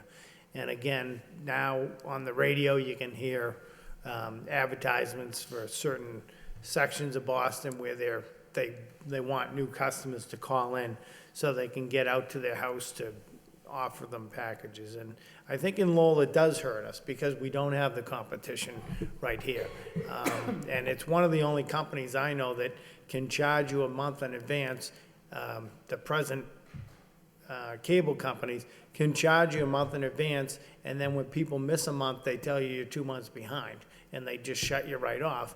And today, let's face it, TV is almost, it's not really something where people opt to have or don't have, but you almost need it to get certain cable channels. So they really do hold you hostage. So anything we could do to bring in competition to help the residents of Lowell would be appreciated. Thank you. Thank you, Councilor. Any further discussion? If not, all in favor of the motion, all opposed, so voted. The next motion is a motion by Councilor Samaras, request the city manager inform the city council on steps that will be taken to replace Wind Company as the developer of the Hamilton Canal Innovation District. Seconded by Councilor Rourke. Councilor Samaras. Thank you, Mayor Kennedy. Mr. Manager, now that Wind is no longer the master developer, I believe the council would like a report on what steps will be taken next to ensure that the good work that's been happening as of late at the Hamilton Canal Innovation District continues. I think that's the one thing, you've outlined very well what's been done, what's being done with, infrastructure and all of those things, what's going to be done at Thorndike Street and Dutton Street. But at this particular point, I think people are concerned, what is the value of a master developer? Is it necessary? Why would a master developer leave at this particular point?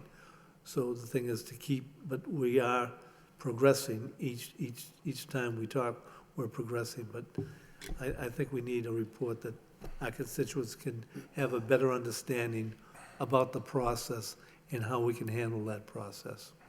Thank you. Thank you. Thank you, Councilor. Councilor Belanger. Thank you, Mr. Mayor. I think it's a great motion by Councilor Samaras, one I'm going to support, but, You know what, I know it's not exactly great news. It's our second master developer that has reneged, for a better word. But we're going to be fine, okay? Now, the enthusiasm for wind development was not there from the get-go, unfortunately, okay? Wind Development is an outstanding developer that's based here in the city of Lowell. Their corporate headquarters is in the Boot Mills, and we are very glad to host them and have them as a developer in our city.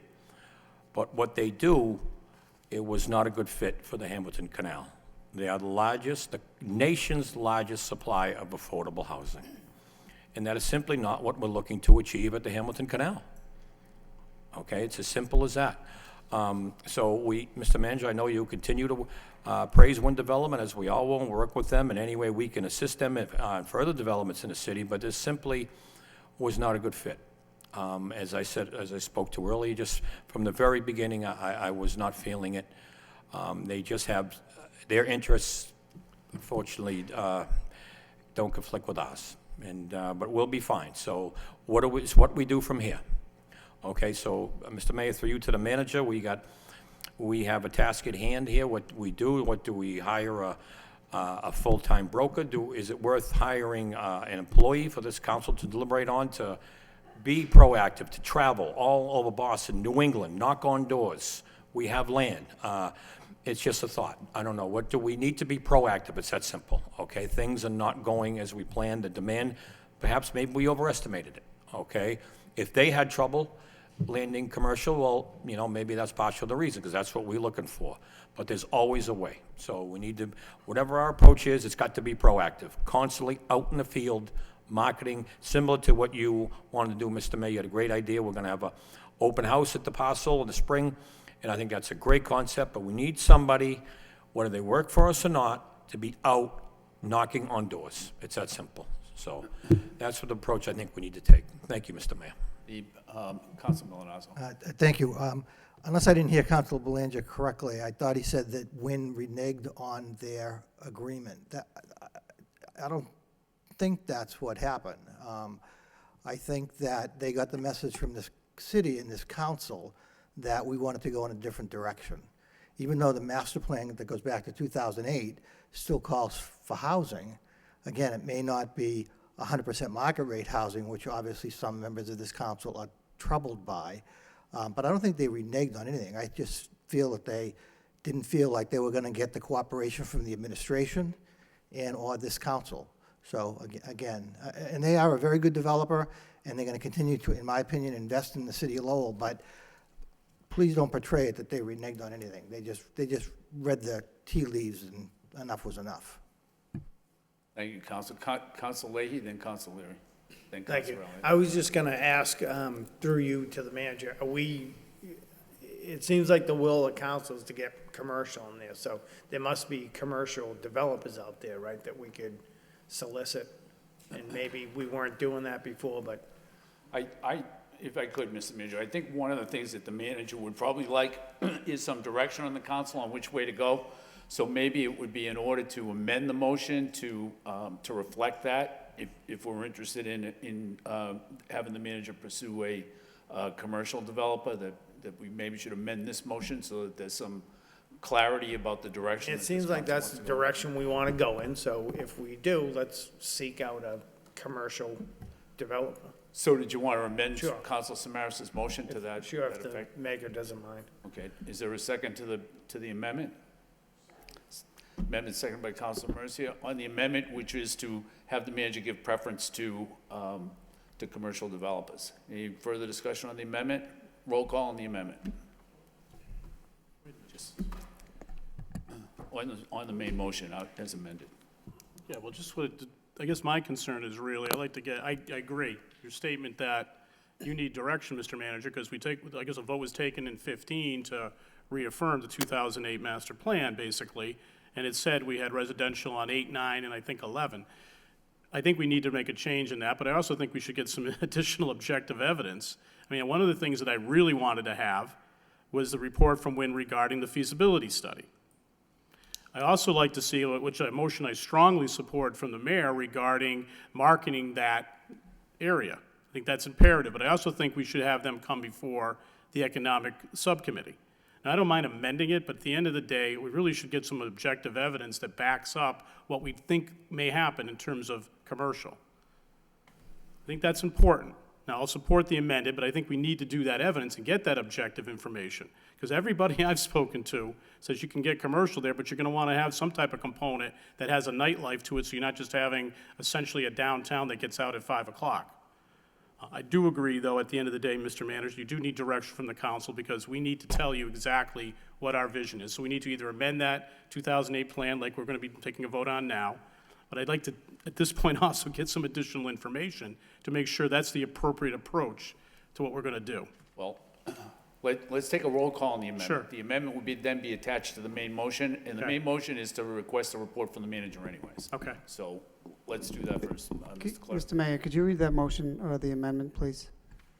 The amendment would be to amend the motion, the main motion that's on the floor, to direct the city manager to give preference to commercial developers in seeking out a new developer. Okay, can I speak on that before we take the vote, Mr. Mayor? On the amendment, go ahead. On the amendment, thank you. Look, I think since the city bought this piece of property years ago, I want to say it was in 2004. Maybe Diane Trad knows that. We decided to go this route because we saw other parcels in the city, particularly the JAM plan, sort of being developed piecemeal, and it was at a snail's pace. So the concept at that time, the city bought this land. So first and foremost, I think there's a public RFP process that we have to proceed rather than, telling the manager what to do. This is public land that has to be disposed in a particular manner. But back to the master plan. Rather than go piecemeal, we give it to a master developer and let them proceed accordingly. And we put a plan in place, a 2008 plan. So I know there's some members, and I understand commercial is better to some degree. I mean, I happen to think that we do need residential housing downtown. We need a residential housing component. And granted, there are some projects that are not using any tax credits, and that's good. But we only had one master developer submit an application after 2 advertisements. So I'm not sure what we're doing right and what we're not doing wrong. I think that we should try to proceed, whether it's an innovation district or commercial development. But to me, the market forces are going to some degree, dictate what's going to go in here. And we'd like to be choosy, but I don't think we're always afforded that opportunity. I happen to think development was a good idea.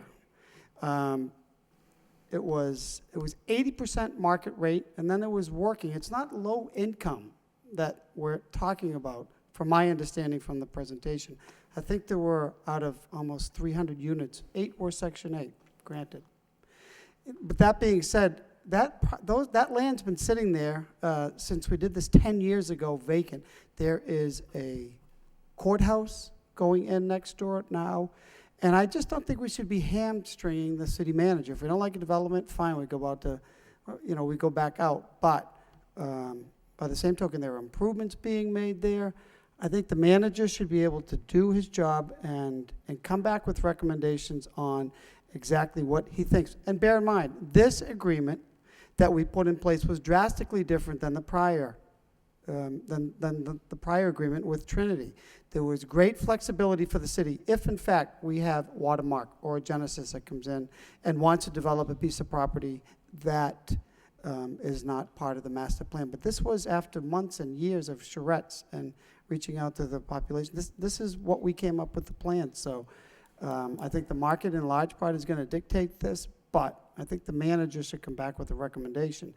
We would, to some degree, would like a majority of commercial or innovation, but we don't know if that's what the market is going to tell us. And by virtue of only getting one response, and maybe the economy is better, I think we have to go back to the drawing board and see what's working and what is not working. Thank you, Mr. Mayor. Thank you. Any further discussion? Councilor Milonasso, then Councilor Roth, then Councilor Samaras. I think Councilor Elliott's comments were spot on, and I can certainly support the original motion, getting a report from the administration, because I don't want to tie, the administration's hands by saying you have to go this direction or this direction. So I probably won't support the substitute motion and just rely had the confidence of the administration to come back and give us the plan. I think the fact that we did only have one master developer step forward, happened to be a housing developer, we decided to go forward. Again, I think the market has changed since that has happened. So again, I would be interested to see what the administration comes back with. Again, I mentioned this on on a radio program where on Chronicle they had a report on Kendall Square Innovation District. They even had an incubator innovation district, but they also had housing. And they seem to get along from the standpoint of uses side by side. So I would certainly ask the city manager to consider setting up an appointment with a representative from the Kendall Square Innovation District and maybe talk to them about how they were able to, again, I'm not saying that Lowell, Massachusetts or Hamilton Canal is Kendall Square, but at the end of the day, I think that you're going to be able to take some examples, if you will, and try to run with them. So again, I think I'll support the original motion, but I don't want to tie your hands by saying it has to be a commercial developer, even though I think the 9 of us would like to see the majority of that site be commercial, and office use. Thank you. Thank you, Council Rourke. Thank you, Mr. Mayor. Through to the manager. Mr. Manager, the last RFP you had out for this, for Hamilton Canal, was commercial developers, were they allowed to bid on it? Absolutely. Or were they been hamstrung by the residential aspect, or could they have come in and just decided what do you want to do with that land? Anyone could, well, I mean, they had, there was already a zoning there, but we also indicated, as we're doing with Genesis, is we're willing to change the zoning to allow that type of development. For example, the proposal for Genesis, which we are about this close to finalizing with them, is for parcels 2 and 4, which is originally slated for housing, but we put in the agreement that we would change the zoning so they could do a commercial venture there. So there were lots of options that they could have taken if they chose to bid on it. Right. Councilor Elliott's 100% correct. I think the way he stated it is the way as the council should go, is to give you a little bit of leeway to come back to us with something. I think if you're pigeonholed, we're going to be here another, few years doing the same thing. So I would support the original motion, and, also to what Councilor Elliott had mentioned earlier. Thank you. Councilor Samaras. Thank you. Actually, a lot of the ideas that have been put on the table are really sound. And I could support the idea of going commercial, but Councilor Elliott is right. And the one thing I didn't want to do in this motion is to tie you down in any particular direction, looking for answers as to what we possibly could do based on what has been occurring at this particular point.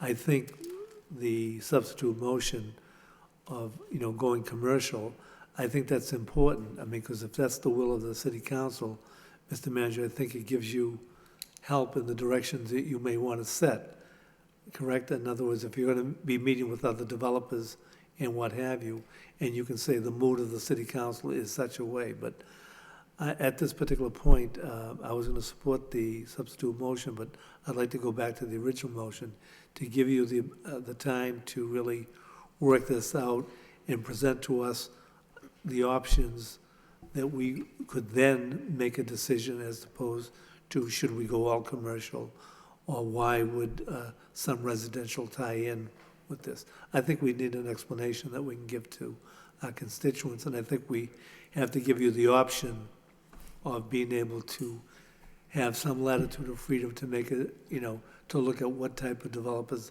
that are out there that would come into the city to take on this project, because I think it's a worthwhile project. Thank you.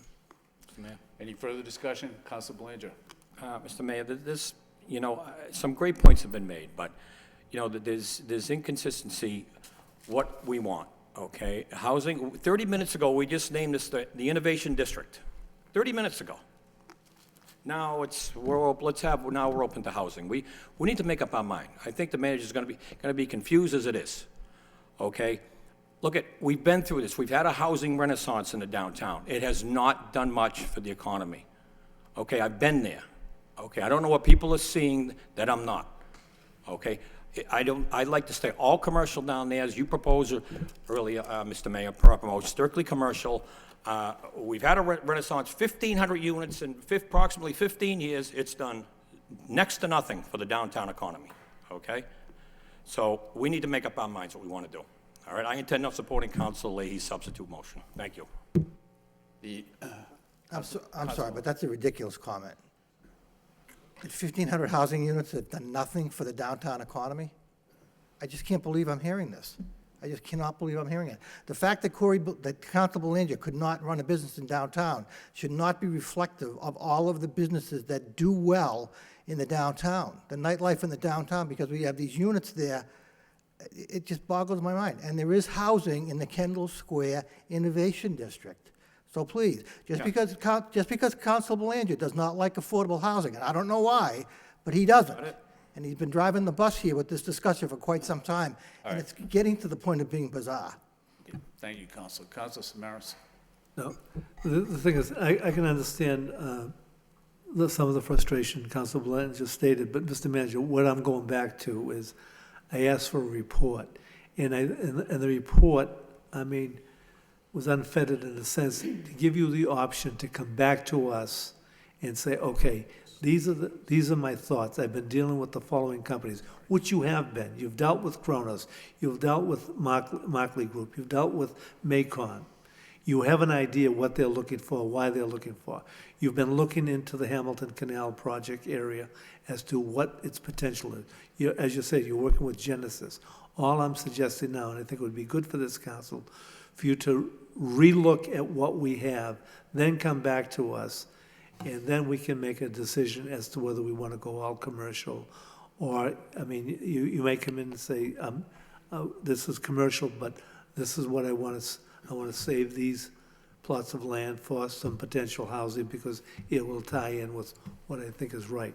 But I want you to have the option based on the work that you and your administration have been doing, and you have been doing a good job. So at this point, I have no qualms of waiting to see what your recommendations are. Basically, that's what I've asked for. Your recommendations in light of what has transpired. And it's not that we're at a loss. It was not that Wynn Development left in anger. I read the letter from Wynn.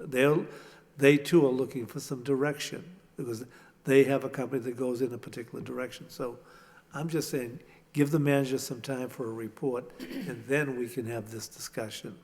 And I think the discussion would be far more meaningful. Just any further discussion? Councilor Elliott? Look, I want to bring this back full circle. There are a lot of good things going on in this city. Thorndike Factory Outlet, David Daly downtown.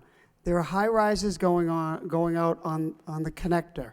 You know, it's actually a good thing, in my opinion, that we have people that want to come to Lowell. Ride the train any day, and you'll see people coming out of Boston and going to their homes, and that will continue. Look at the city of Lawrence.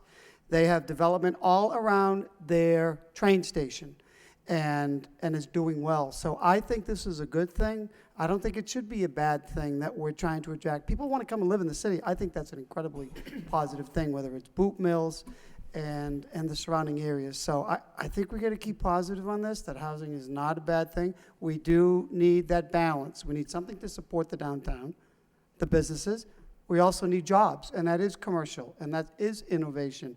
And we do, and there are seeds and already planted in that district. So we'll go back to the drawing board, and there's a lot to like about the city, and the housing development that's taken place, and that in the plans, in the pipeline, is reflective of this. So thank you, Mr. Mayor. We'll wrap it up. Councilor Mercy. Thank you, Mr. Mayor. Imagine if we had businesses that wanted to come to Lowell and we didn't have the land for them. We didn't have a space here for them. That's what I'm thinking of. The manager is asking for direction. We're offering it to him. Try to go the other way and try to see what commercial entities will come in the city. We all run and we want to say, we want jobs here. Well, maybe if a business does come here, or many businesses come in the Hamilton Canal area, maybe there will be jobs available. Maybe we'll have a tax base that'll be more conducive to the person that's on a fixed income, because we'll have businesses here that can afford the doubled tax rate as compared to a residential tax rate. I think we have quite a lot of housing here,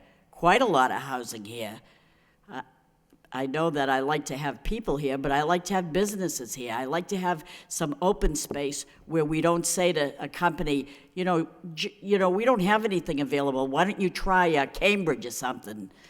I want some companies here. I want jobs created here. I think we get sufficient housing as it is. I mean, that's just my opinion. And proposals can be changed, or plans can be amended. That's what we do every now and then. So to say we have a 2008 plan report, yes, we'll change it. We've had change orders many times with the Hamilton Canal area, the jam plan, the acre. We can still do that, but I just want to try to see if maybe there's businesses out there that want to settle here. We're not going to shove them into a corner because we have just enough space there. We have a vast amount of space. Maybe we could just look. Can we just look? That's all I'm asking with this motion. Just as a point of order, the amendment just cites that there's a preference for commercial space to give the manager some direction on which way to go. My understanding from the manager is the manager would like some direction on the council on which way to go. If the amendment to the main motion passes, the main motion is still to refer to the manager. The manager is still able to come back with his report in a week or in 2 weeks and say, you know what? I don't think you should go that way. We're not looking to this. The amendment does not change the zoning. There'll still be parcels that will be zoned for residential use. It just provides a little direction and kind of saves a week or two in the whole process. That's really all that the amendment does. But is there any further discussion on the amendment? No. I like that clarification, thanks. Sure, just one quick thing. So you're exactly right. I'm just kind of looking for a wider net. What works in that area is we've all been down to mill number 5. That area is prospering, so that's kind of what I'm looking at. So I'm just kind of trying to cast a wider net. Thank you. Any further discussion? Move the question. Roll call on the amendment. Mayor Kennedy. Yes. Counsel Leahy. Yes. Counsel Leary. No. Counsel Mercia. Yes. Counsel Milonazo. No. Counsel Rourke. Yes. Counsel Samaras. I'll have to go yes, thank you. Counsel Belanger. Yes. Counsel Elliott. No. On the main motion, the amendment passes. So on the main motion as amended, any further discussion on the main motion as amended? All in favor of the motion? All opposed? So voted. The next motion of the evening is by Counsel Belanger. Request that the city manager provide status on the former Luz building abutting the Butler School on Gorham Street. Seconded by Counsel Belanger. Mr. Mayor, Yes. did we all think that was the amendment? The last vote was the amendment to the original motion, wasn't We had a it? roll call on the amendment and then passed the main motion as amended with a voice vote. Did you want a roll call on the? Make a motion to reconsider. Yeah, I'm changing my vote. I wanted the amendment. Did you think you were voting for the amendment? We did vote for the amendment. Did but vote for the amendment. Other members weren't sure. As amended, right? Yes. Passed. Yes. Okay, fine. That's, Are we okay? yeah. Okay.